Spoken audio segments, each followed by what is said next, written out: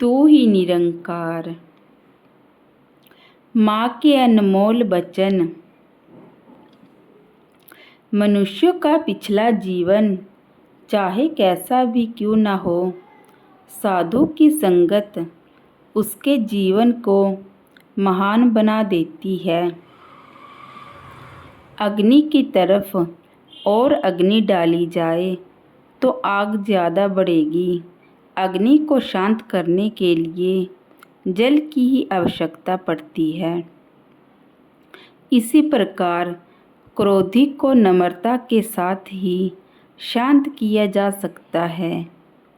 हर समय ऐसे ही संतों का संग करना चाहिए जो सतगुरु और निरंकार का ध्यान दिलाएं। अपार दौलत प्राप्त हो जाने पर भी भक्त को वह खुशी नहीं मिलती जो सतगुरु से मिलकर प्राप्त होती है। साध संगत के साथ मिलकर निरंकार का सुमिरन हो जाता है, जिससे दुखों की भावना का अंत हो जाता है। हमने सदा पक्कों का ही संग करना है, कच्चों का नहीं, क्योंकि जो स्वयं ही डूब जाते हैं वे दूसरों को कैसे पार उतारेंगे।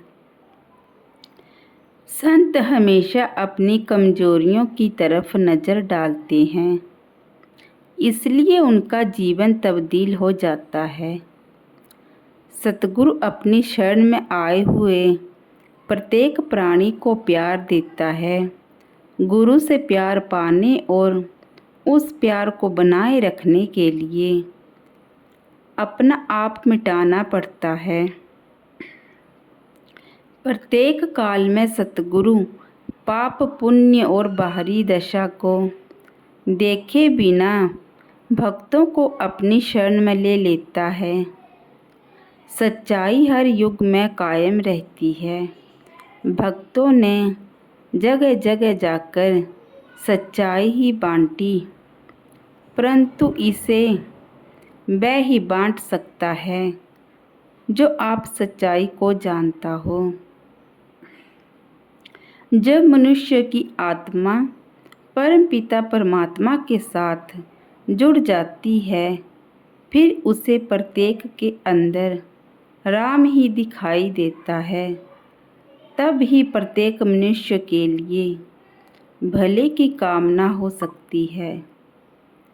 वैसे तो फूलों की सुंदरता प्रत्येक को अच्छी लगती है, पर जब कोई अलग अलग पड़े फूलों को इकट्ठा करके एक हार अथवा एक गुलदस्ते का रूप बना देता है, तब उनकी सुंदरता को चार चांद लग जाते हैं।